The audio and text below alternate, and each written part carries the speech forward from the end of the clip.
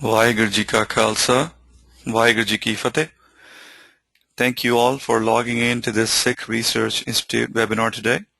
My name is Jasdeep Singh and I will be the host and moderator for today's session.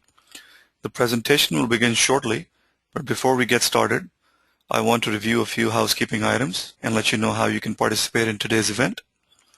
I will then provide some information about the Sikh Research Institute and Harinder Singh before handing over for the main presentation. So we're looking at an example of the GoToWebinar attendee interface, which is made up of two parts. The viewer window on the left, which allows you to see everything the presenter will share on this screen, and the control panel at the right. Within the control panel is how you can participate in today's event, so let's look at that. By clicking the orange arrow, you can open and close your control panel. From the View menu, you can also set the control panel not to auto-hide when inactive if you prefer to keep it always open. The audio pane provides audio information. By default, you have joined the webinar via mic and speakers. Click Audio Setup to select a computer speaker or headset devices. If you prefer, you can join the audio via telephone by selecting Use Telephone, and the dial-in information will be displayed, including an audio pin. During the presentation, if you have any questions, you may send them to me through the questions pane. Simply type in your question and click Send. Harinder Singh will be answering all questions during the question and answer session at the end of the main presentation. As a reminder, today's webinar is being recorded and everyone will receive an email. Everyone will receive an email within 7 days with a link to view a recording of today's event. If for any reason you experience any technical difficulties during the session and you can't see the main presentation, then please do not hesitate to contact me via the chat panel. If you lose your internet connection or have to restart your computer during the session, then you can rejoin the session by clicking on the URL that is included in your registration confirmation email. Finally, at the end of the presentation, I will launch a testimonial and feedback window. We'd appreciate if you could take a few moments to provide your feedback and comments on how this session went and how we can improve future sessions. I'll now provide some background to the Institute and also Harinder Singh. Over the last 9 years, SikhRI has focused on community development through programs. Leadership programs, developing visionaries, trained 13,885 worldwide. Educational seminars, stopping misinformation, reached 381,050 globally. K-12 services teaching values and language skills served 48 schools, 800 teachers, and 3,000 students. Today's webinar is free of charge for all attendees. If you get value out of today's session, I strongly urge you to consider donating through the website at www.sikhri.org to assist in the funding of future live webinars for audiences all over the world. I'll also like to take a minute to introduce Harinder Singh, who is the Chief Programming Officer of the Sikh Research Institute and one of the co-founders.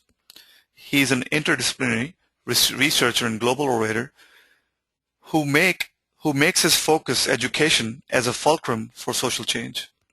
He has delivered lectures at Oxford and Yale, presents regularly on TV and radio in the USA, and runs education and community building programs in the US, UK and India, Canada and Kenya, actually Pakistan and Malaysia too. His passion is to learn, analyze, and share intricacies of Sikh heritage and communicate and inspire learning of the same. You can follow him on Twitter at OneForce. So his Twitter handle is OneForce. I'd like to also inform you of an event that is happening in the tri-state area. This event is called Reviving the Sarbat Khalsa. It's happening on Saturday, 21st July, and it's a full-day event. It's an interactive workshop exploring the historical evolution and doctrinal significance of the Sarbat Khalsa, the Panthic model for consensus building and decision making. Before I go forward, I'd like to go over the question and answer protocol. We'll do it a little differently today. We'll start this session by asking, what questions do you have before we begin the presentation? Or in short, what is it that you want to get from the session today? Please send me your questions to the questions pane once again, and Harinder Singh will be going over these questions and answering over the course of the presentation, and then we'll have a question and answer session at the end of the presentation. In the side panel, please state your name, city, and question. We do encourage you to ask the question verbally if you have a microphone. Now, I'd like to pass it over to Harinder Singh to begin today's presentation. Vaheguru Ji Ka Khalsa, Vaheguru Ji Ki Fateh. Give me one moment while I transfer control.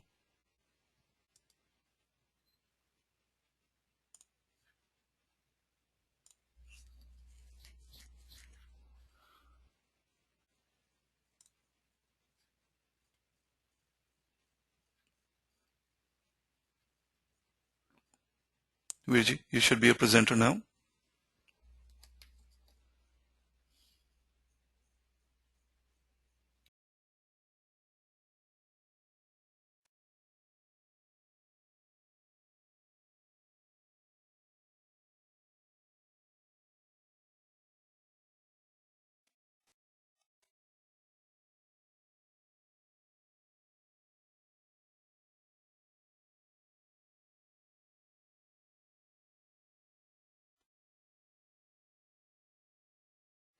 Okay. Are you guys able to hear me okay? Yes. Sounds like you are. Okay, great. Thank you. Thank you, Jasdeep. Vaheguru Ji Ka Khalsa, Vaheguru Ji Ki Fateh, and morning, afternoon, or evening, depending on where you are. I was just looking at the attendee list. Looks like we are spanning at least 4 continents on this one. As you see, the topic is sexuality in Sikhi, confronting the taboos. And I want to quickly talk about 2 things while you are sending your questions to Jasdeep. And the purpose is, we're going to spend about a little over an hour together. I want to make sure that somehow your agenda or your questions or the reason you're attending this are covered in the next hour or so. So please do send those. And while you're sending those, let me put a couple of disclaimers in the beginning. First is what we are presenting today is a perspective based on one understanding of Sikh tradition. So by no measure there is any authoritative or final answers on any of these things. This is basically going to be a brief survey today of how do you even look at this, because we really don't have enough conversations on it. And even when Sikhs do look up anything related to sexuality and what Sikhism or Sikhi has to say on it, they all end up with one article by Kapoor Singh, Sardar Kapoor Singh. So the idea here was, let's look at what the world around is talking about and see if we can at least create some platform or at least a foundational understanding of how at least we can develop our own answers on these things. So I had a lot of incredible help from Surinder Pal Singh, who is Sikh Research Institute's researcher, to put this together, and a lot of dialogue between him and I to see how do we not say things in a final ways and rather present it as being what we know from scriptural tradition among Sikhs and certain historical dimensions and what's available to us in the codification of Sikh laws as well. So right up front, this is a survey of how to look at these things. This is 2012. A lot of the information is old, but how do we look at issues surrounding sexuality in today's context? Before I start, and you're seeing on the screen the first 2 lines of the hukum from Darbar Sahib Amritsar. M5 implying it's Guru Arjan Sahib, and ATQ is Amritsar airport code. Those of you know, with all my travels, I stick to airport codes. And I was wondering this morning, this topic is a little bit hard. This topic can be very controversial depending on how you perceive it. And we want to talk in somewhat civil but candid way about this issue. How should I look at a 40,000 foot view of this? So this was the opening line of today's hukum. In our tradition, this is sort of like thought of the day, how Sikhs need to be incorporating this in a lifestyle. And Guru Arjan Sahib says, Mithan moho agan sok sagar kar kirpa udhar har nagar. So, my interpretation of that, as I understand it, is he is having a conversation. Guru Arjan Sahib is having a conversation with Vaheguru, or God, or divine being, whatever you want to call it, Ikowankar. I like to call it one force. And in his conversation, he's saying, oh, beautiful, all-pervading, again implying there is a personal sort of a relationship, because it is a personal statement, and he perceives Vaheguru or God as being very beautiful and something which is everywhere. And what is he asking for? And he says, graciously free me from indulgence and destructive notions, fire of desire and ocean of worries. So there is a classical way to interpret this, which in fact I looked at the translation online, and it basically made this whole line to be about sex, although the word sex is not even mentioned here.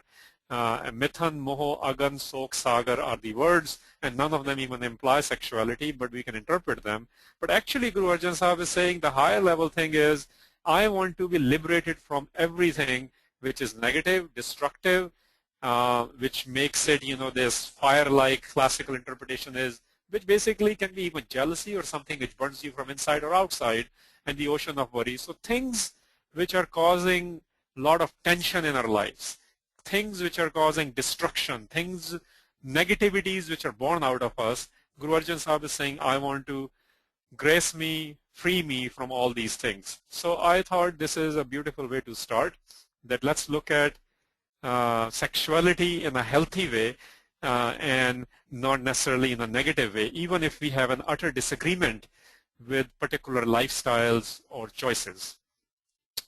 So let me start with Puran Singh's. Again, if you know I'm going to start with Puran Singh's quote, because he sort of provides a contemporary perspective to a lot of these things, for me at least. And he says, let's look at this quote together. He says, the present times through which we are passing tend toward impersonality.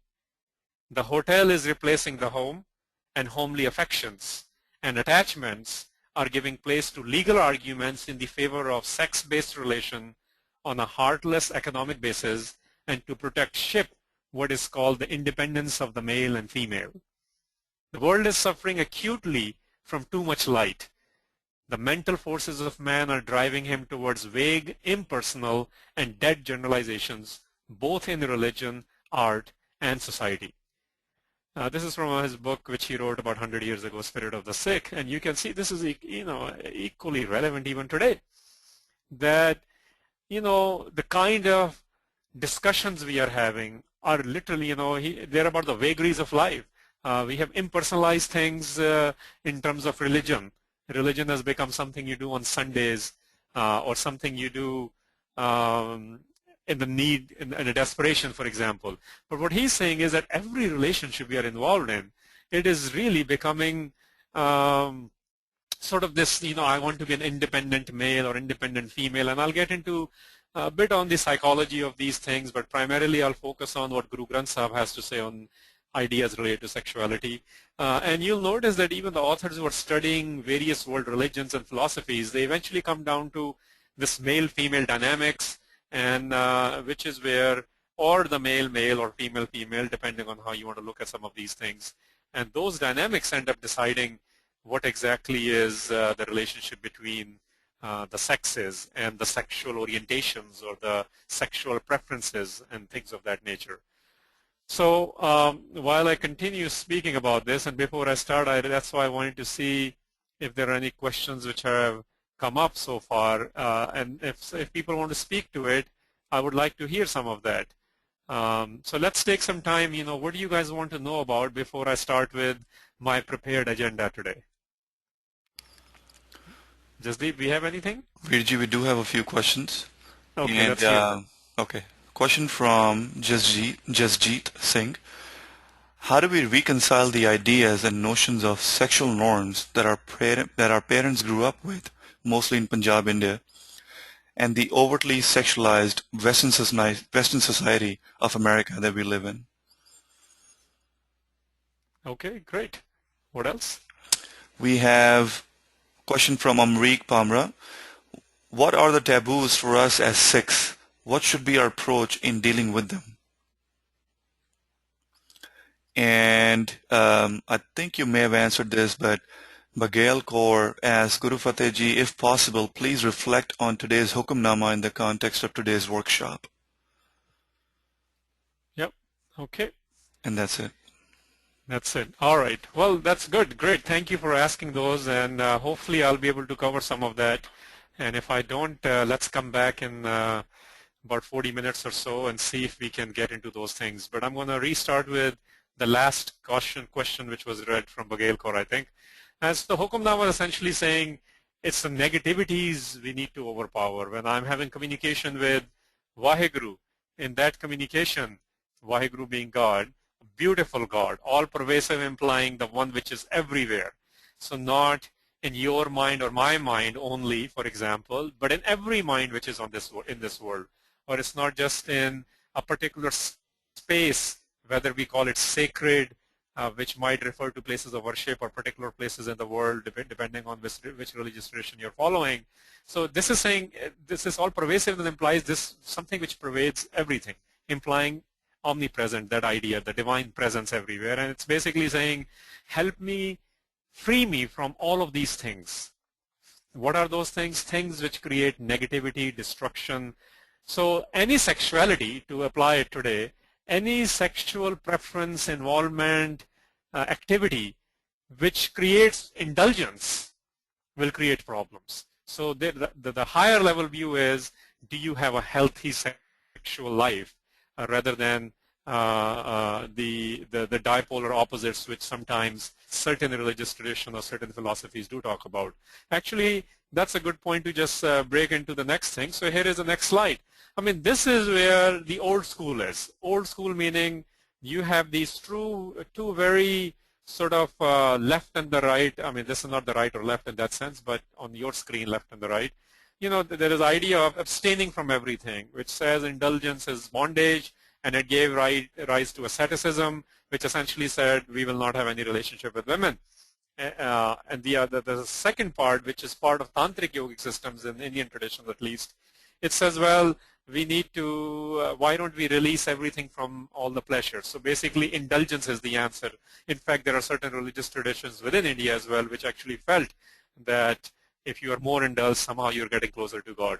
So you have these kind of things which are available to us, not just in 2012, but even if you go back 2,000 years, 700 years, or even 6,000, depending on which eras and which historian you go by when the religions and philosophy started. The point is, we are very aware of this, but it has its modern sort of take in it well. So this is not an old thing.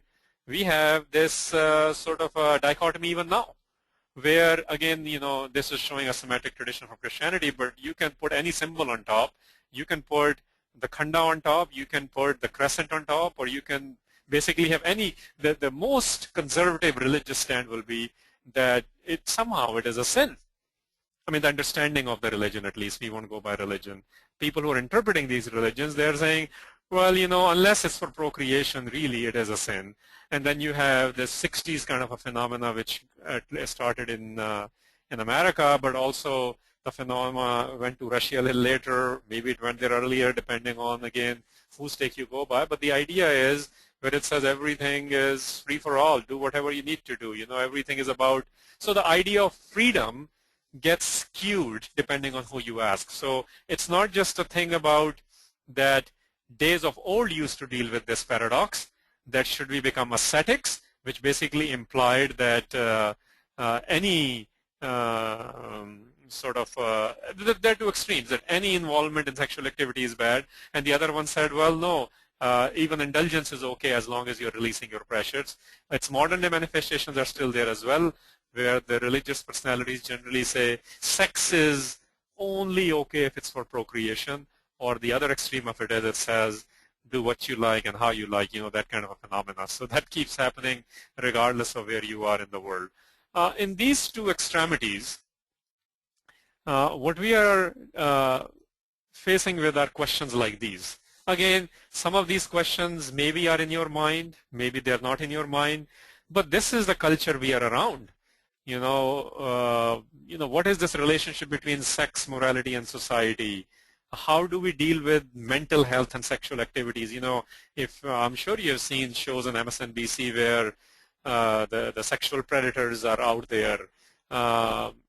Why is sex such a tabooed, and why is this even listed as a vice within the people who are interpreting the Sikh tradition? What about homosexuality? What about on sex before marriage, within marriage, polygamy, all those things. What about even bisexuality? What about what level of sexuality is quote-unquote approved by religiousness within Sikhi? So you might have these kind of questions, and I think all questions are fair questions. The area which needs a lot of work is how do we start to understand a perspective, and that's what we'll go after. So I've just listed few here, but you might have any number of these questions, and transgender issues might be there as well. Transsexuality issues are there as well. So any manifestation of the word sex or sexuality is something our culture is, our meaning 2012 world culture. I don't mean Sikh culture here. We are surrounded by these questions, and sometimes we don't know. Sometimes we end up giving very harsh statements on everyone. Sometimes we just borrow statements from whatever any religious leader might be saying. Sometimes we just look at particular theology or this leftist idioms which have developed out of particular university circles or sexual revolution circles, whatever you want to call them. So you might be asking, how do I look at, as a Sikh, how do I locate all this? Is there a pretext of this? Is there a subtext? Is there something in Gurmani which helps me figure out how to look at any of these things, either for myself or for my surroundings? What is my attitude towards these things if I choose to follow the Sikh way? And does Sikhi have a worldview? And I think that's equally important. Not just what Sikhs need to do or look at these things, but can we create an option for the world? What is our worldview to look at issues surrounding sexuality? Okay, so with these things, let's start with, this slide basically you're looking at. These are lines which are quoted often by people who discuss Sikhi, and I thought I will quote them too as well. It's in the tradition of, when I'm saying the word dummies here, please don't send me emails that I'm calling people dumb. This is more about, there are these books, series called, XX with dummies, which basically means finance for dummies, real estate for dummies, math for dummies. So I just use that. Sikhi for dummies would be, here is a higher perspective from Sikhi, that the way to really know what to do is when we submit to perfection. I know the word submission is there. Petana is the word in Gurmani, and the line says, Nanak Satgur Petiya Puri Hove Jugat, Hasandeya Khelandeya Penandeya Khavandeya Vicha Hove Mukat. You can read the translation, but basically what it's saying is we need to be engaged with life. Laughing, playing, dressing, eating, and you can say and so on. It implies that you're not disengaged, you're not extremist in life. You are actually involved in life, and you're not looking to become free or liberated or have nirvana or whatever the other word might be, get to heaven, whatever that idea of heaven is. The Mukt idea is a classical Indic theology which basically has been interpreted by various religious traditions as to how do you become free. And in Guru Nanak's house, in Sikhi, the idea presented is, you're going to hear all sorts of ideas, just like I'm presenting one today as I understand Sikhi. And what this line is saying is, there is a marketplace of ideas. You're going to hear, this is the way to become free, this is the way to get salvation, this is the way to live, blah, blah, blah. But according to Guru Nanak Sahib here, and the idea from Guru Granth Sahib is really to know the method, which is how to live, how to really live, comes when you submit to perfection. So this is implying people who develop a personal relationship with the divine, whatever your perfection is. Satgur is, Sat means true, Gur is Guru, true Guru. Guru is somebody who takes you from ignorance to enlightenment. My interpretation of that is perfection, because in Sikh tradition that is perfection.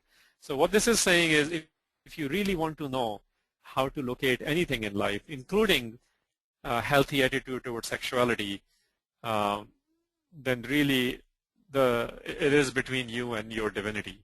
That's where you're going to get the final answers. So what is really encouraged is a personal engagement with divine, whoever you consider to be divine, the idea of God or Waheguru or whatever else it is.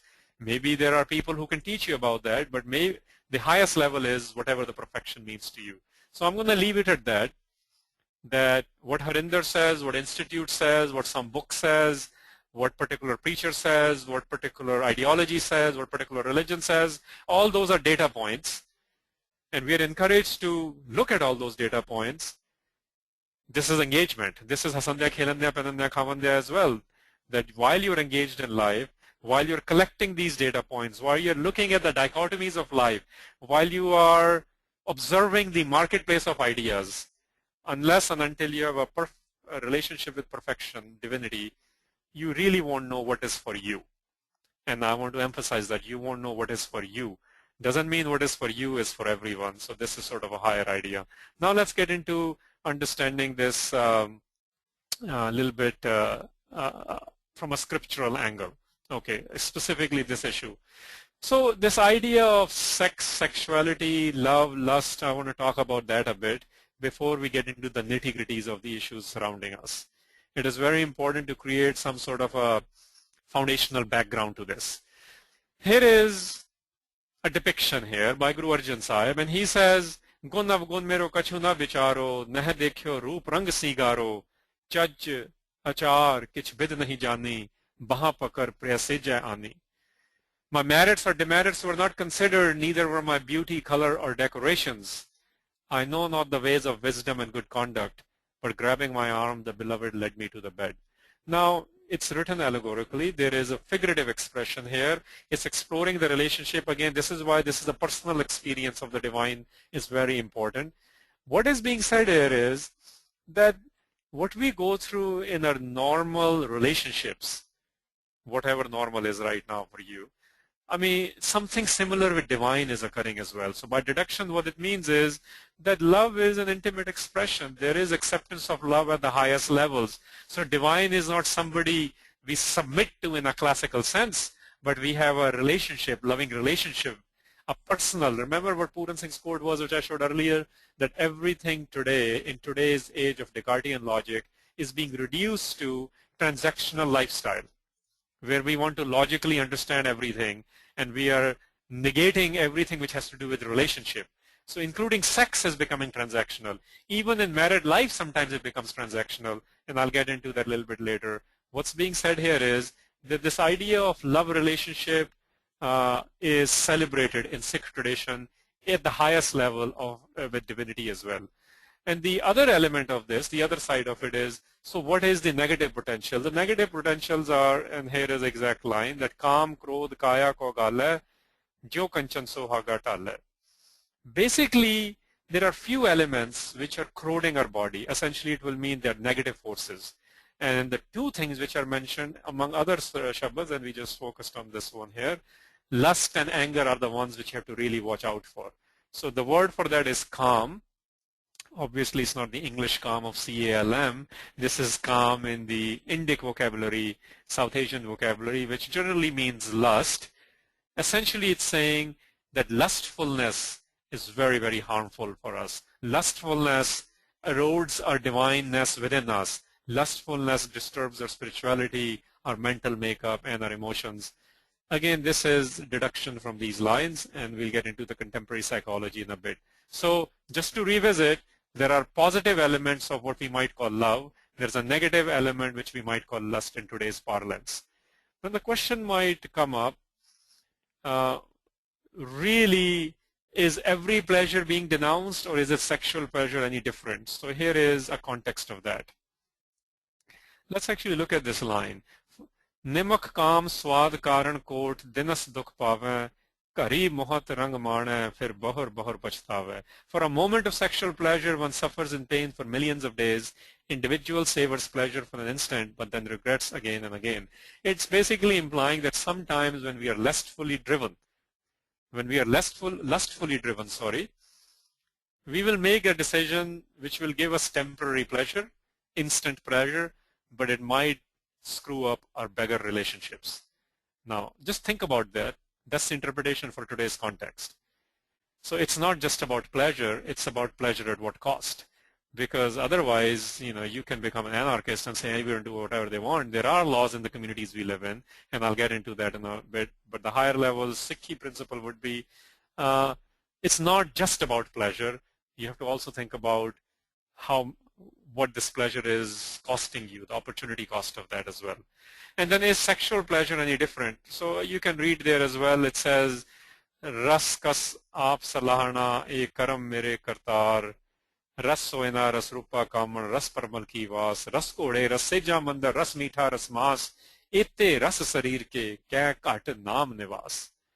Now what's being talked about here is there are so many flavors we are trying to enjoy in our life, so, which basically have to do with, our senses essentially, and it's described some of them: the taste, what we eat, the flavors on our tongue, praise, gold, silver, how we decorate ourselves, men, women, indulgence with sexual relationships, buying expensive furniture. Sandalwood is expensive furniture if you're looking for that.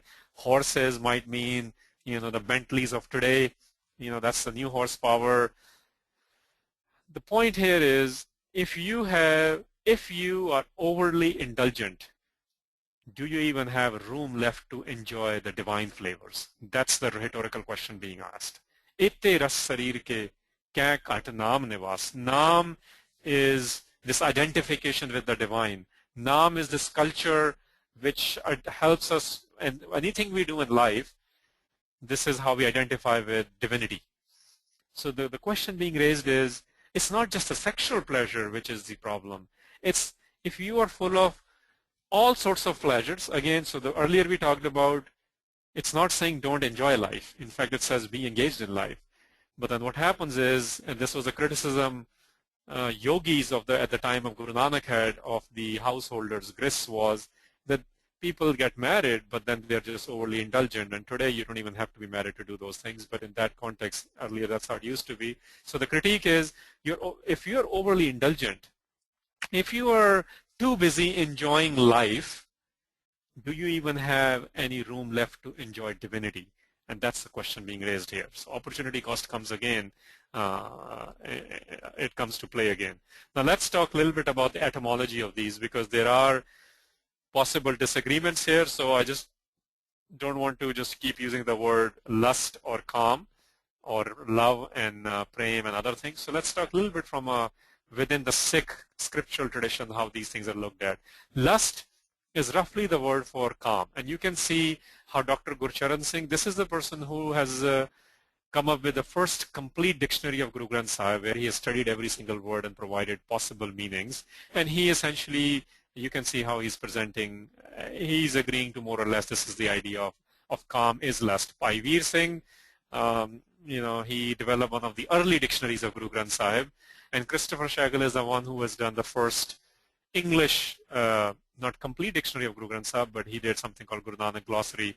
So he is presenting to the non-natives what these words mean in today's context. So he also describes calm means passion, lust, sexual love, action, deed, work, those kind of things. So the two contexts of calm are deeds or lust. So obviously the one which is applying to today's context is the lust part. So somehow it has connotations of strong physical attraction or sexuality when the word calm comes in. The word love has various availabilities in Guru Granth Sahib. Words like prem, preet, pyar, isk, pao, rang, neho, sneho, asneho, and het. So the connotations of this in Guru Granth Sahib they're listed there. They range from affection to some sort of emotional attachment or commitment, including the word love, where love in its lowercase l and the uppercase l. So just so we know, these are the two things. The dynamics in Guru Granth Sahib are, if you want to simplify it, love versus lust is going on. Okay.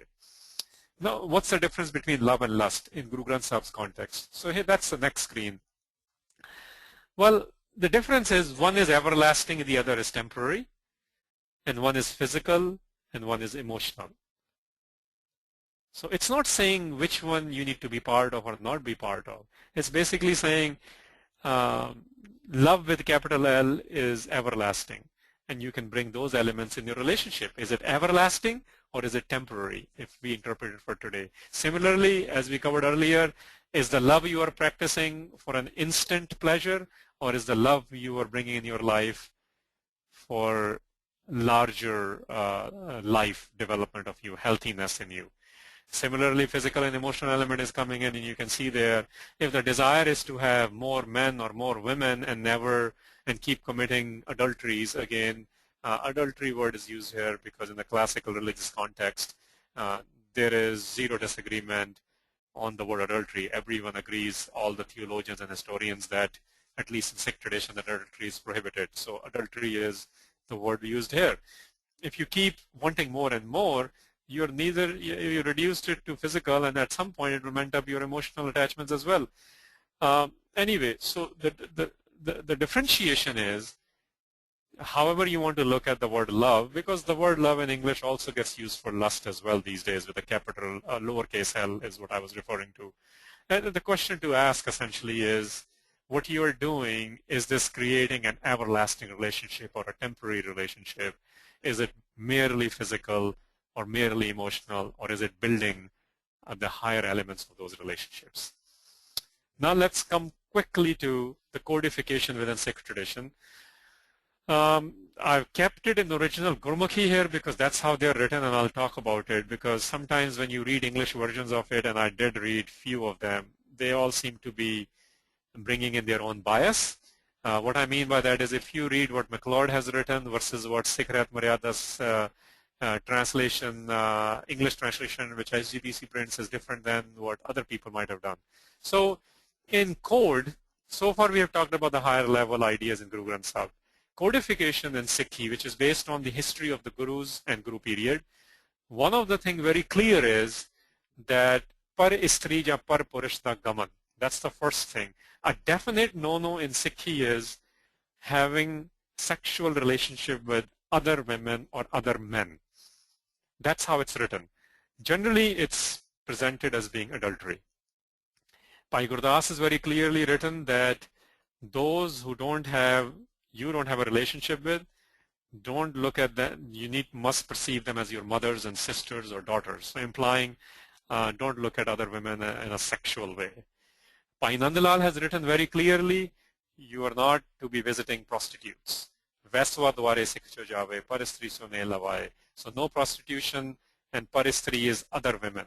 Again, other is someone you're not committed to. It doesn't say married or not married.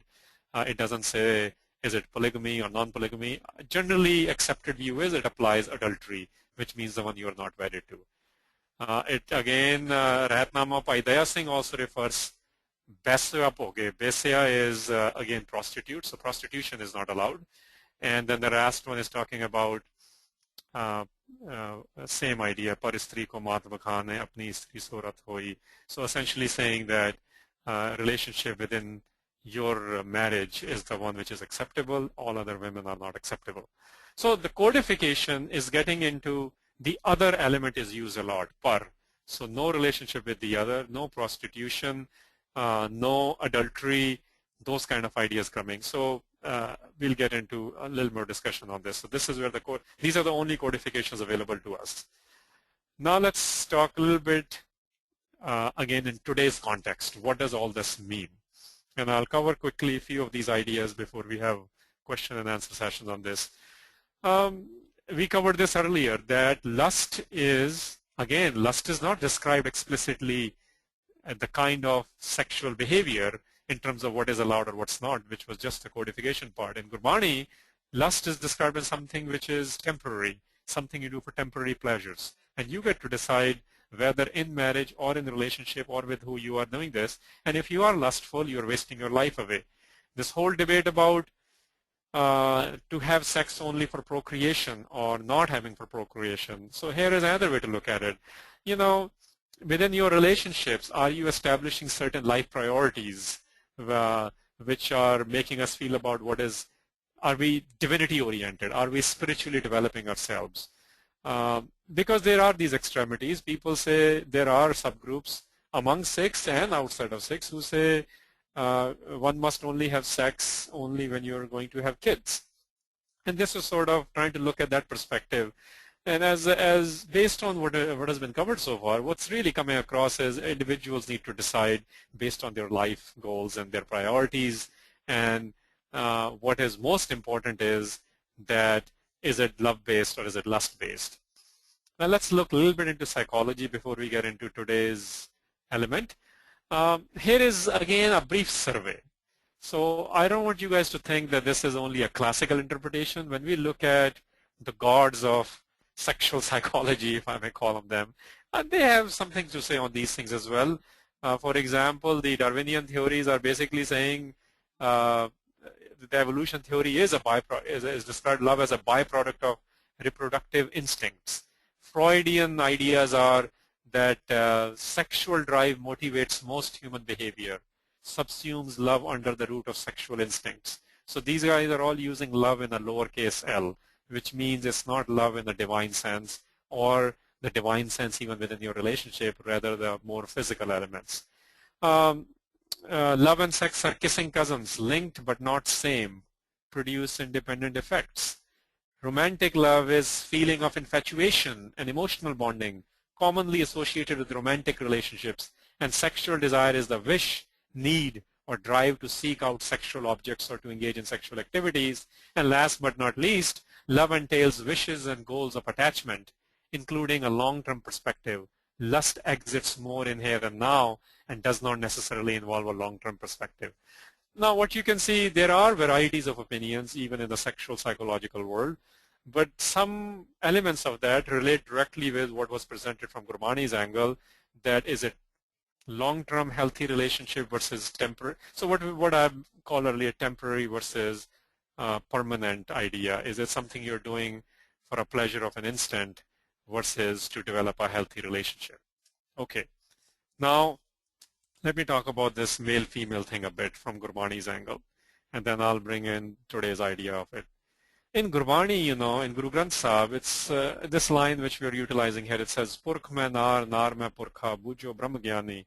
That this idea of God or divinity or Vaheguru or Ek Oankar is that Vaheguru is female in the male and male in the female, implying, you know, these days there's a lot of discussion about the intrinsic nature of males and females, and how yesterday, you know, I was driving for a show on Just Punjabi, and while driving there to the TV station, I was listening to NPR, and there were two girls who were talking about that how they have taken on Vogue magazine, and now 17 and Vogue, which are, you know, teenager magazines as I understand them, and they were talking about that how basically every face and body is not doctored to make, and none of them are real, to create even more objectification of sexuality.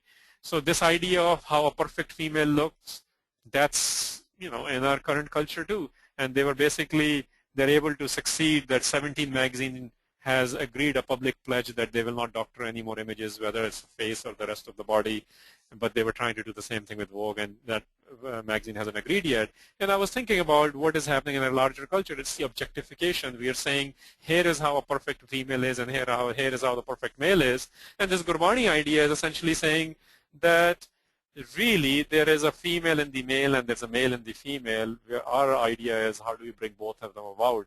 Applying it today will mean the idea of sexuality is really creating a harmony, not really other elements, which again you have a right to exercise however you want to, but essentially it comes down to the level of relationship you are developing. It's not about objectification only, but rather what I keep calling the healthy relationship element. And let me use this very long quote. I know it's long, but it's beautiful. And actually, can I get a volunteer to read this? Somebody with a mic, do you want to read this? they'll give me a break to sip some water as well.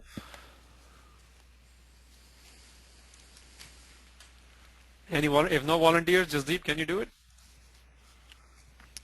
Yes. Unless you got a volunteer with a mic. Anybody who wants to volunteer can. I might. Gurpratap Singh. Okay. Gurpratap Singh, I'm going to actually go ahead and unmute you so that you can read this for us. Hold on just a moment. All right. Gurpratap Singh, you're unmuted. Okay, ji. Go ahead now. Okay. Ancient wisdom traditions of Kabbalah, Sufism, Taoism, and Tantra, as well as modern psychology, Jungian and Neo-Retian approaches. At the core of all these disparate practices is the same hidden truth, the perfect union of male and female that we all instinctively seek must ultimately happen inside of you. This inner alchemy has been referred to as heroes, gamos, or sacred marriage. The reality is that our longing for love and intimacy can be a powerful motivation for creating harmony between the inner masculine and inner feminine forces within. For thousands of years, men and women have been taught to feel ashamed of their natural cross-gender characteristics. Meanwhile, patriarchal beliefs that the feminine is inferior and must be dominated by the masculine spread all over the globe, creating massive conflicts internally and externally. More recently, a backlash phenomenon has shown up in which men feel shame about their masculine traits and try to eradicate these from their self-expression, while women feel fear to express masculine qualities but fail to honor their feminine nature as well. In the 21st century, neither men nor women can assess sustainable intimacy with a partner until they have created a harmonious marriage between their own inner man and inner woman. Ironically, the need for a romantic partner wanes as the inner marriage approaches consummation, and harmonious relationships turn out to be a byproduct of this larger process. Inner marriage, Deborah Anapol. Thank you so much. I appreciate you reading this very long quote, but I thought it kind of brings together several elements which we have been talking about, and it sort of provides a perspective onto this earlier line I had shared from Gurbani, which essentially is about if we want to be divine-like, then we need to bring our inner man, our inner woman together in harmony within us. So if internal dichotomy dies out, maybe other dichotomies of external life can die out as well. So let's get into a little bit more nitty-gritties. We know there is a power play of the sex. I want to talk about several dimensions now. Generally, within the sexual relationship, there is assertion of authority, generally over women. Sometimes people use this to seek punishments and or revenge. Intimidation in conflict zones, including committing rapes, has to do with it. Sexual violence, including in jails, sodomy, all those things are going on. And marriage solemnizes between daughters of losing chief to the conqueror, which means, trading or bartering. Generally women, but we know even young boys are going through this, and sex trade is not just, primarily it's of women, but we know this involves men as well. So the point is, there are other dynamics related to it. Again, all this relates to our psychology and lustfulness and how our inner interplay is working out. Let's talk about sex even within marriage. The statistics from U.S. Department of Justice says 1 in 4 women in the U.S. have been sexually abused and 1 in 5 has experienced physical violence. This is not within marriage, sorry, this is about sex at large. So, and then you have seen recently even in the U.S. Congress, led by Republicans, did not even allow, they were talking about reproductive women, but they were not even letting even a single woman to testify on it. Again, that's one element of female sexuality, but the question applies to all of us. Who decides on these sexual rights over your own body, on sex education, whether it's in schools or at homes, sexual expressions, relationship dynamics. There are all sorts of questions out there, and let me bring in polygamy here. And this is of some interest in America as well because of the election year, and one of the candidates, he's not a polygamist, but certain elements of religions are, so this is being talked about. But Bhai Gurdas is very clear on this. Bhai Gurdas is a contemporary of the Guru, wrote about 6 Gurus, and is considered a key to understand Guru Granth Sahib. He essentially says there is no such thing as multiple partners, whether it is multiple women or multiple men. Now, I mean, you can read anything you want to there, but I'm just presenting what Bhai Gurdas has written. But let me talk about the more critical thing which might be coming on your mind, because every time we talk about marriages, people instantly bring up 3 of the Gurus, or at least 2 of them, Guru Har Gobind Sahib and Guru Gobind Singh Maharaj, and sometimes Guru Har Rai Sahib as well. And I don't really want to discuss that because none of the stuff available to us, and we did, Surinder Pal Singh and I spent incredible amount of time going through what's available in the survey of history of the Gurus. Of these 3 Gurus, we know there are some inconsistencies. They're contradictory historical references. In the absence of all that, we really don't know what happened. What we do know is what Bhai Gurdas has written. What we also do know is that this is not part of the codification of Sikhs polygamy. What we definitely know is that where there is no contradiction in the lives of the other Gurus who were married, they were only married to one woman. So sometimes, there is a revisionism going on. There are other issues at stake. The only conclusive thing we know is all Gurus and their wives, the ones who were married, where there is no confusion, or rather there is no controversy, they were only one-on-one relationship. In other cases, there are inconclusiveness, so we don't want to get into those. This is the statement on polygamy from Sikh angle. We can get into this premarital and live-in. What I mean by that is people living together, whether it's for a month or 20 years, it is happening. This is the reality. The only thing we can say here is that there is no explicit law on these things. But what is recommended as the highest lifestyle is a commitment, a thoughtful commitment, a healthy relationship. In fact, the exact line used is ग्रस्त प्रधान है, ज्ञानन में ज्ञान और ध्यानन में ध्यान, गुर सकल धर्म में ग्रस्त प्रधान है. What it's saying is dharam is not just religion. Dharam can also be interpreted as being discipline, lifestyle, righteousness, those kind of things. And what Bhai Gurdas is saying is that there are options in life as to how to live, but among Sikhs, the best option is considered a married lifestyle. So a recommendation of a married lifestyle is definitely coming through. Within marriage, there are issues which have come up, and we talked about a little bit more. I don't want to spend too much time on this because generally this is not an issue which Sikhs talk about, but I do want to talk about within married life, you can have an unhealthy sexual relationship, including an abuse. So social, ethical, and moral guidelines are definitely set within the Sikh protocols. Couples need to decide for themselves as to what needs to happen and identify their purpose, their callings and their priorities, and divinity is the focus of that. And I'll come to that in a quick second. But in extramarital relationship, that is an emphatic no. So if there is emphatic no which shows up in Guru Granth Sahib, it shows up in a codification, that a relationship outside of marriage, once you have committed, is definitely not acceptable. Let's talk quickly about homosexuality and bisexuality and transsexual and gender issues. Transsexual and gender issues have more to do with identification of their role rather than orientation, so we won't go into it too much. But this is what we know. Scriptures and codification is completely silent on homosexuality and bisexuality. Assumed mode is, as I talked about earlier, is of heterosexual monogamous relationship. But there are all sorts of arguments out there.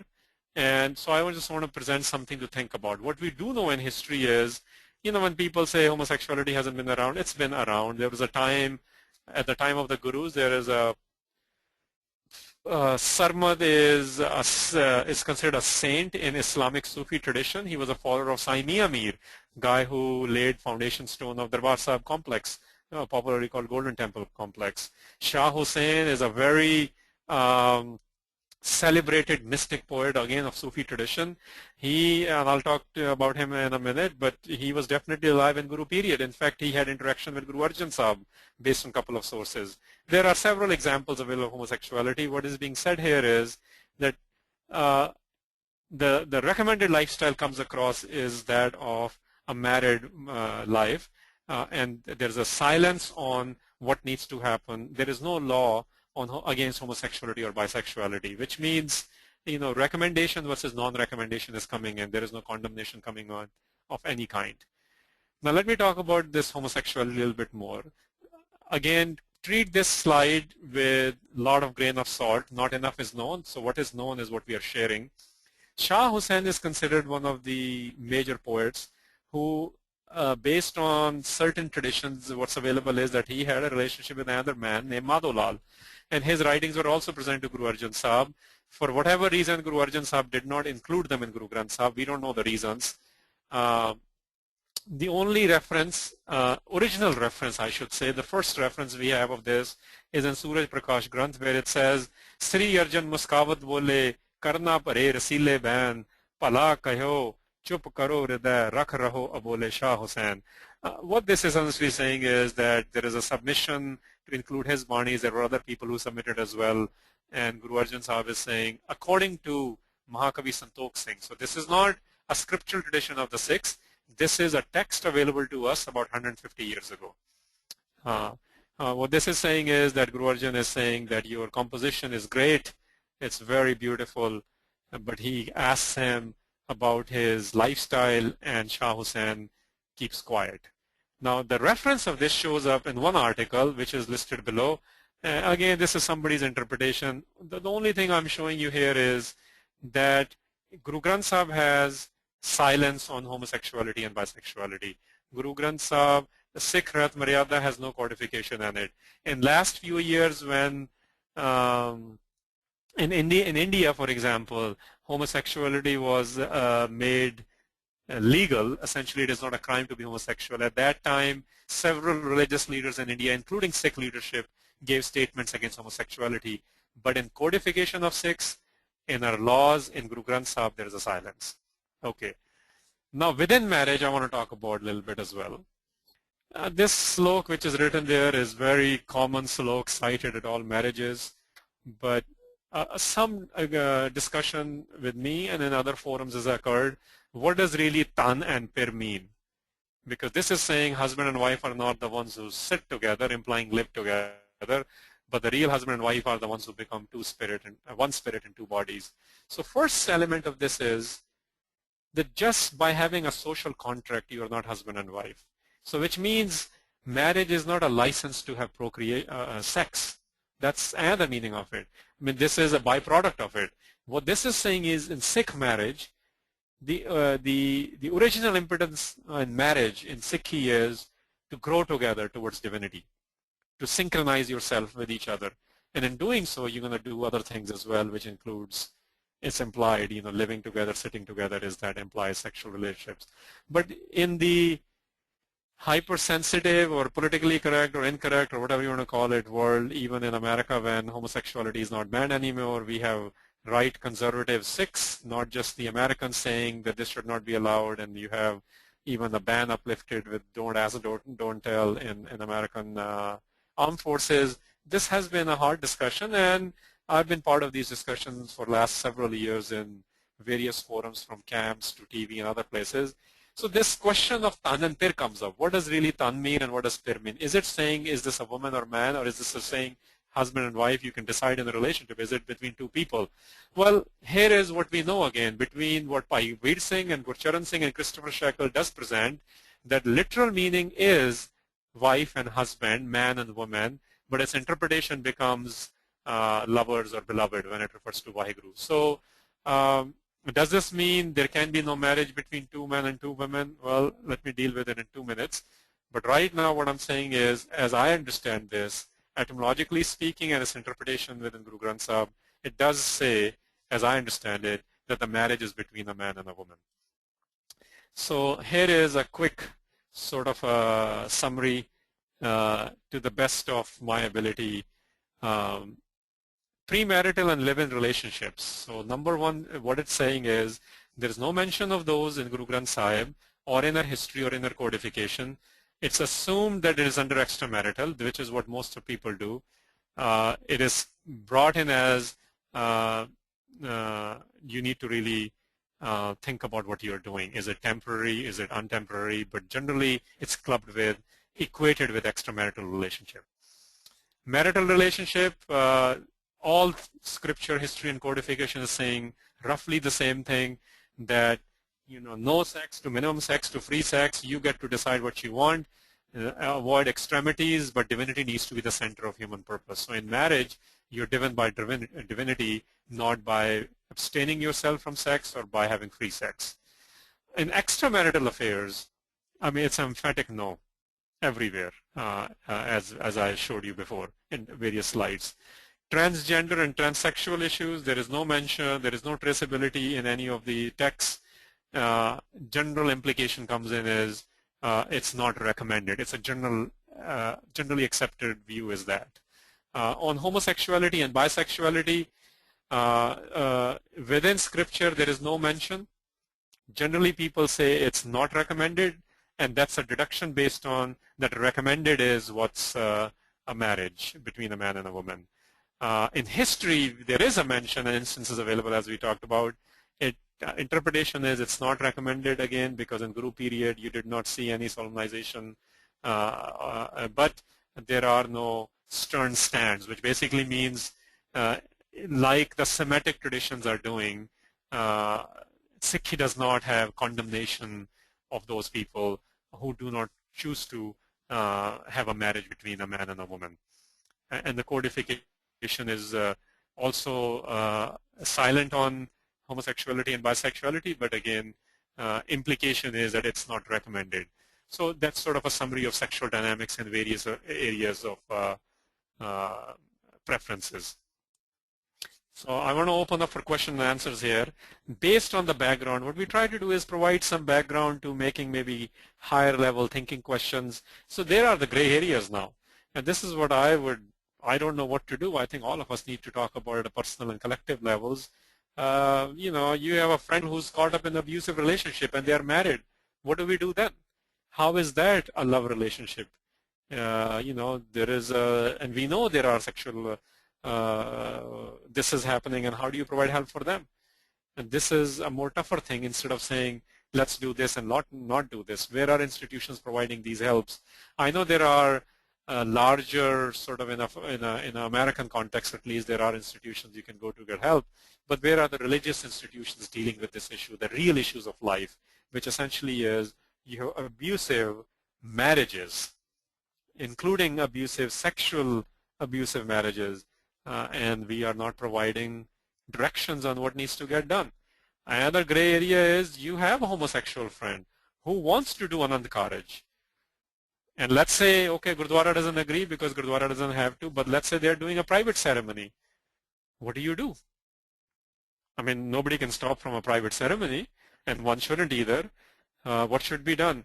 Third one could be you have people, and don't say, the live-in relationship cannot be healthy because it might not even be temporary. What if they've been living together for 30 years and they want to socialize with my family? How do I provide a stance to my children on that? So I think instead of worrying about the labels, these are the kind of questions which require more thoughtfulness and in dealing with people at people level, rather than what we have blanketly made it to be, well, this is allowed and this is not allowed. One thing is very, very clear based on a survey of Guru Granth Sahib and our history and codifications in Sikh Maryada, that there is zero condemnation of any kind. The only emphatic no is of extramarital relationship. The most recommended lifestyle is of a man-woman marriage, but everything else, even within marriage, the idea is to become very, very thoughtful, to decide why you're doing what you are doing, and cultural response to premarital homosexuality, bisexuality are obviously you're very well aware of. They are not necessarily in line with Sikh tradition. So let's open it up. What kind of questions you guys have, and do you have responses to these kind of questions which require much more personal responses when you have to deal with issues? Hanji Virji Vaj Khalsa Fateh, there are few questions. Many of them have asked the same question, so I'm going to combine that question. And, there's been a question about what is the stand of SikhRI on contraception and divorce. And so a couple of people have asked about divorce. One has asked about contraception, so I'm combining the two. Okay. I don't know if they can be combined. I'm just kidding. Here is a response. Contraception, again, this will fall under a category of there is no direct reference to it. Again, it's going to come back to thoughtfulness idea. Why are you in a relationship? There is no hard stand on this either way. We've talked about in a hypersensitive culture, there are all sorts of responses. And I'll use one example. Let's say even if there is a cultural understanding of it. For example, in America, pretty much every survey agrees at least 98% of Catholic women use contraception, but church is still against it. So what do you do? And I think that's what we need to look at.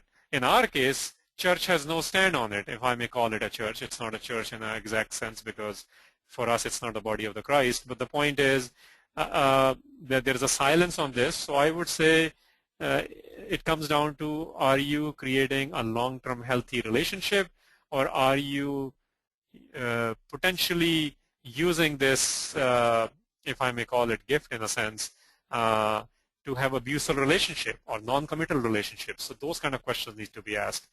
The case of divorce, it's been in the news again quite a bit after a ceremonial bill which Indian government passed, which by the way is completely bogus, because you are just issued a certificate which says you are married under Sikh Anand Marriage Act, but there is no Anand Marriage Act because there is no Sikh personal law. So whether it's property rights or divorce rights, you still go back to Hindu Marriage Act to determine what your rights are. Within Sikh tradition, people are escaping this again, what divorce needs to be. Yes, I understand, scripturally speaking, there are no reversal of marriages in a form of divorce. And by the way, I just want to bring another thing here. Sikh history, Sikh scriptures, Sikh lifestyle has been the one of spirit. And because we live in, again, the larger cultures around us, whether they are in South Asia or in the Western hemispheres, they are driven a lot by law. So there is this need in our community to create law for everything again, because we might be emulating other cultures around us. And I just want to caution a perspective again is, let's not ask for laws and everything. We never used to. In fact, we are the community which fought against people who made all sorts of laws. We were asked to become more thoughtful, make aware decisions, and laws were very, very few among us, and one of the laws applying to sexuality was not having extramarital affairs. So what do? It's an individual decision. If you are in an unhealthy relationship which has gone to extremities of abuse, I think you have every right to go do what you need to do instead of looking for answers from a quote-unquote priestly class, because that priestly class has not come up with any guidance for you to do what to do. So just having declarations in the form of resolutions is not going to do anything unless those resolutions or determinations or hukums or hukumnamas have provided guidance and institutions which are there to help you figure out how to make or create or develop a healthy relationship or deal with abusive relationship. I hope that helps. Anyone else? Virji, a couple of people have asked. I know you. Do they have mics? I would like to hear their voices if that's possible. Okay. Yadvinder Singh and Tarundeep Singh, would you guys have mics? And just quickly, no mic for Yadvinder Singh. Okay, go ahead. If they don't have mic, then you can ask on their behalf. Okay, I do not have. No, okay.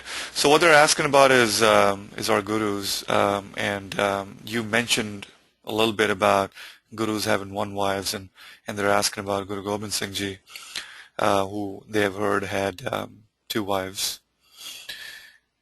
And so they wanted to see if you had any comments on that one or not.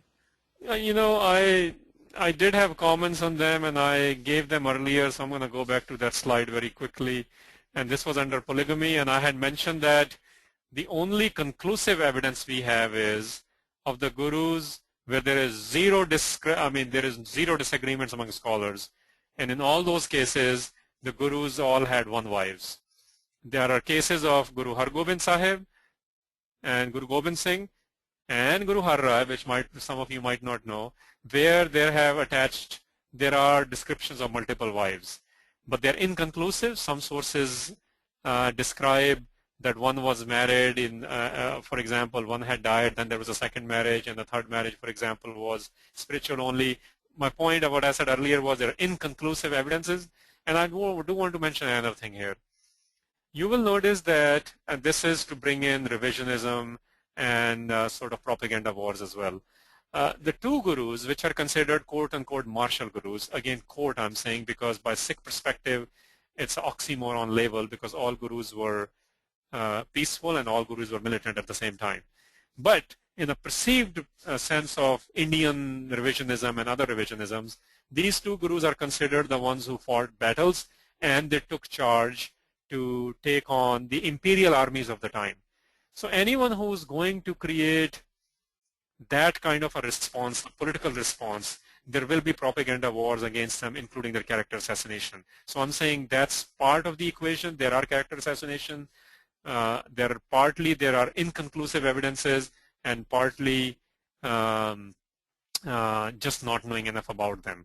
But what's available to us in Guru Granth Sahib, what's available to us in codification, what's available to us in secondary texts, they all say polygamy is not acceptable. Next. Okay, thank you. Bagail Kaur has another question, and she asks, Bagail, would you have a mic, and let me know real quick if you do, and then you can ask the question yourselves. Okay, she says she can try. So let me go ahead and unmute her real quick, and then we'll go ahead and give it a shot. Okay, go ahead, Bagail. Hey, Vaheguru Ji Ka Khalsa, Vaheguru Ji Ki Fateh. This question is not directly related to sexuality, but it occurred to me. It is, how do we understand transgendered peoples in the context of the coursing polarity, and how do we understand the fluidity of gender within each person in the context of this polarity? Okay, excellent question. Thanks, Bagail, for asking that. I'm hearing my own echo. No, that's okay. I unmuted her. Okay, all right. So I sort of preluded to that. I'm going to go back to that slide, and I had presented this idea of one needs to develop harmony within. And this idea is very powerful, but not explored enough in Gurbani. And this is where gender dynamics come into play, which again generally are between men, women, and their roles, but you can apply it to the question which was asked of transgender as well. And then an element of that, an interpretation of that from this writing from Inner Marriage was also explored. So I would say it is a need, whether you go by the psychology, the sexual psychologies or gender psychologies, or whether you want to go by the religious element, which we just talked about. It is not having internal harmony seems to be the root cause of that. If people want to dress particular way, there is no sort of condemnation, or there is no law, not you cannot do it. But what we're asked to do is develop internal harmony. I don't have more explicit answer than that. It again comes down to almost all question. It comes down to individual exploring why they do what they do, them developing their healthy attitude at minimum towards sexuality, and which includes sexuality is not about having an intercourse, for example. Sexuality has to do with how you dress. Sexuality has to do with how you perceive. Sexuality has to do with how you even talk. That's why certain songs, the way they play, certain sexual elements come out. So I'm going to bring it back to it's about exploring internal harmony, bringing the male and female within you to some harmony to explore externalizations of those things. Anyone else? Yes, I do have a couple of questions from Suvinder Kaur, and she asks, I suppose then remarriage after divorce or upon death of spouse is also not mentioned in Gurbani. So it would be a case of going back to the spirit and intention of what you're doing and why you are doing it. Any comments on that? Yeah, I agree absolutely. As I said earlier, if there is no codification or law or a directive principle in Guru Granth Sahib, then it comes down to you exercising best of your intentions thoughtfully. That's what it comes down to. Asking for law and everything, the purpose of law is governance, creating some unity. Otherwise, it will be an anarchy if everyone did their own thing. And any jurist will tell you having minimum laws is best. So I think we are sitting in that situation where we are asked to become thoughtful individuals and not remain participant in or observer of unhealthy relationships. Do something about it. If you have exhausted all your means, and if the last means is that you need to get out of it, then you do get out of it. And this is if you choose to. I would say we ask, Sikhs ask for ability to think clearly every day in Ardas, Vivek Dan, ability to decipher right from wrong. And we must exercise that. This is another gift from Vaheguru God.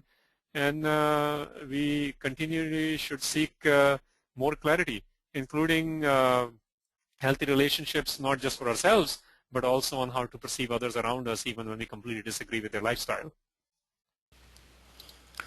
Thank you, Vijay. Question from Tarundeep Singh. And he says he actually asked the question 2 times. I missed it the first time. How do we deduce from our Sikhi scriptures that pornography is actually lust? How do we counter the argument based on Sikhi that one only watches but does not do anything? That's an excellent question. In fact, I recently dealt with that question at a very sort of personal level for somebody who is going through that issue. Recently in Midwest, actually only a month ago. And, I am not an expert on it. I can only give you a common sense answer on this. But what I do know is, and that person admitted to me, it is a disease. If somebody says they just watch, I think we should look at what pedophiles start out with. And again, you can watch the shows on MSNBC or YouTube, or you can read up psychology on these things. But this is how things start. It's if they become extreme, then people become abusive. So pornography, again, let's ask what it is for. I know we jokingly all say, we have fun with this word, and we might even watch some of it. Again, it comes down to, are you in it for what? That kind of a question. If you keep watching it, it's addiction, like anything else. There was a whole Shabad about indulgence. If you have enough indulgences in your life, do you even have time left for love relationship with the divine?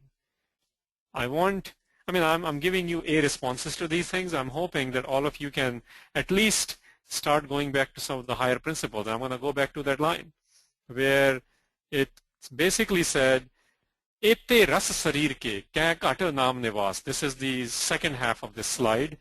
That if you really have way too many, and pornography, by the way, at the end of the day, it is a disease.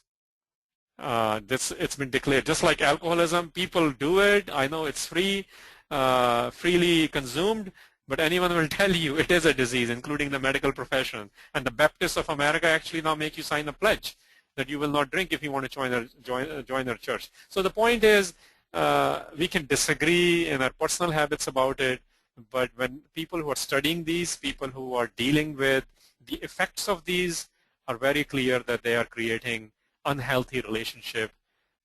If you watch it once in a while, if you have seen it for whatever, you decide those things, I don't know.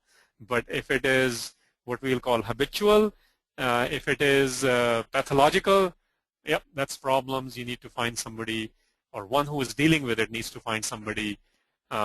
Just like we would do that if we are extremely angry, we need to find somebody for anger management. I hope that helps. Next. Gurvinder Rana asked a question. Could anyone who's a Sikh have a premarital relationship, but their intentions are to build a healthy relationship what is the Sikhi stand?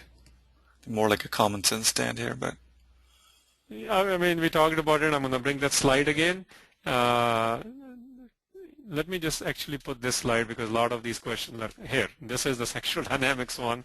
And premarital is same as a live-in one, which is a non-anandkaraj committal relationship in a Sikh context, non-marriage. You know, I don't know. I don't know your intentions, and I don't know your partner's intentions. So go decide for yourself. We make those decisions on everything else in life. You can make these decisions too. What we are asked to do is think about it. We are asked to not be lustful about it. And that's why I spent the first half hour to talk about the basics of relationship in sense of sexual relationships from Gurbani's angle. And you know, so cultural response you already know. You already know what the right response, right in a sense the right wing or the conservative response from Sikhs is. No. You already know those things. Can I say, is there a law? No. Is it implicit? Yes. And as I mentioned that generally it's clubbed with extramarital relationship. It is implied, but we have covered in quite detail today that really we are asked to think about why do you want to be engaged in certain sexual activity? Is it temporary? Is it permanent? And in the absence of laws, individual is empowered to make the best decision for their circumstances and where they are in their mental attitudes. Next. okay, one question from Savinder Kaur that I missed before. If a couple decides not to have children because that is what they both decide, then does it contravene the recommendation on married life from Sikhi's angle? That's an excellent question. Again, I'm just providing a perspective. You know, the Granth lifestyle implies that those things are going on, but we also talked about contraception earlier. So if you made, for whatever reason, a choice not to have kids, that's your choice. Does it violate the recommended lifestyle? I don't know. One can deduce partially yes, because part of the being grist was to further life. For example, if I may go to another line in Guru Granth Sahib where it says, you know, most of the time we quote the line, "So kyun banda akhe ji jamme rajan," that women is the one who gave birth to kings, so why call her inferior? But there's a line, maybe 3 lines after that, that pando chale rah, that the life continues because of women. So you can choose to continue life, you can choose not to. Can people deduct that you are not fully following the recommendation of Granth by not exercising at least your effort? Rest is grace. Yeah, some people can deduce that, but there are no hard stands on these things. Okay. Well, the reason I say that, let me add a couple of more things. Recommendation does not equate requirement. And let me say this, because people, if kids are not getting married, people say, generally parents will say, you need to get married because Sikhi says you must get married. There is no such thing. There's a recommendation lifestyle. A recommendation of lifestyle is, in fact, Gurbani, the line is that whether you're an ascetic, whether you're a householder or a yogi, what matters most is whether you're developing yourself to connect with the divine. So the point is, what matters most is your connection with divinity, and grist is considered a recommended lifestyle. Within there, I would say historically we know, for example, Bhai Gurdas was not married. So are you going to say he was not a good Sikh? Well, he choose not to get married. So not just having kids, you can choose not to get married as well. Just like, and I don't want to categorize anything together or club them together. So similarly, we can apply these things to other sexualities. You know, if somebody is not being grist, are they not being good enough Sikh? I don't know. We don't know the answer. I think it's just said it's the highest recommendation. If you don't follow the recommendation, you decide what you want to do, and you can apply this to other sexual orientations and preferences we've been talking about. Okay, thank you, Virji. Question from Pritpal Singh from Texas. And he asks, is sexual preference a choice and or is there a genetic predisposition according to Sikhi?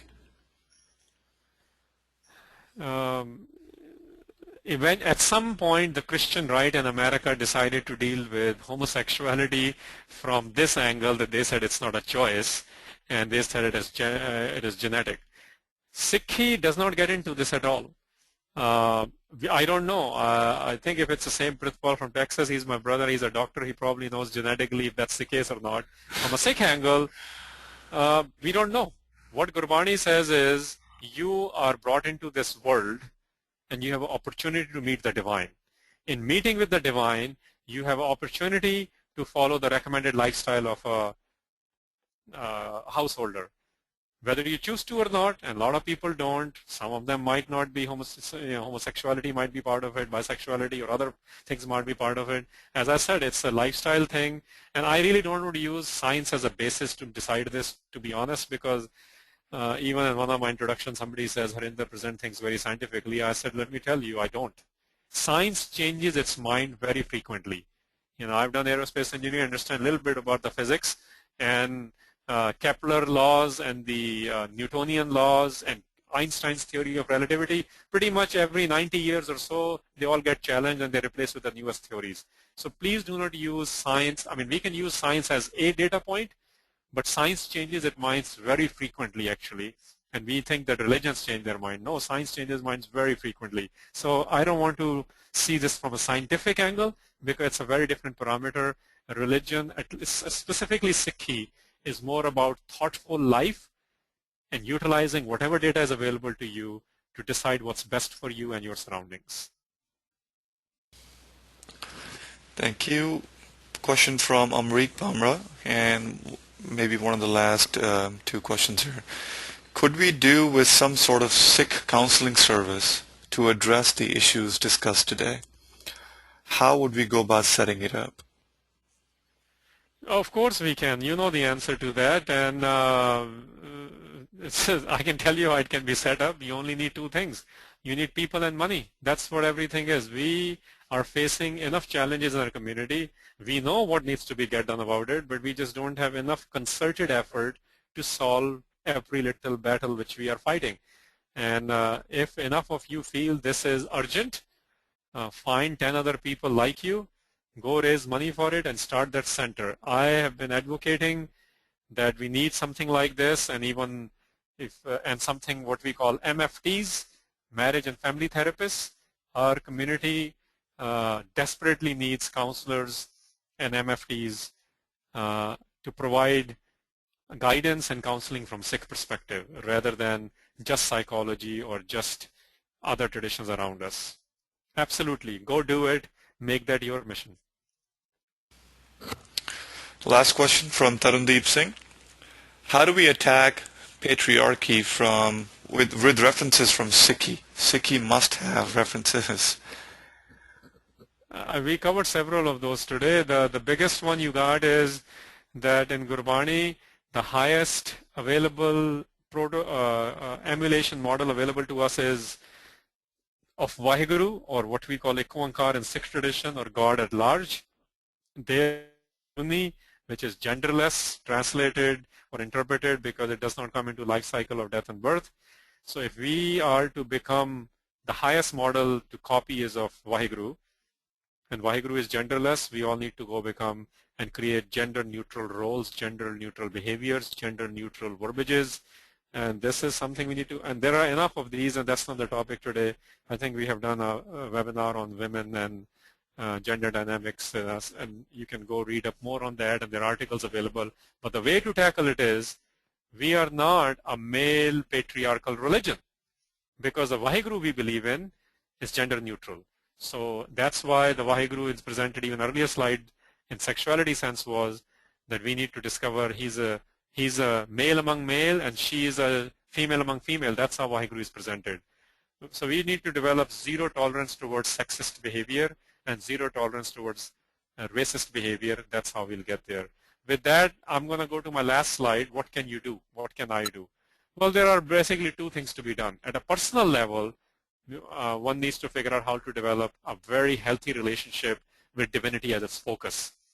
And you decide your own orientation based on your understandings of what Gurbani says, what history says, and what is relevant to you.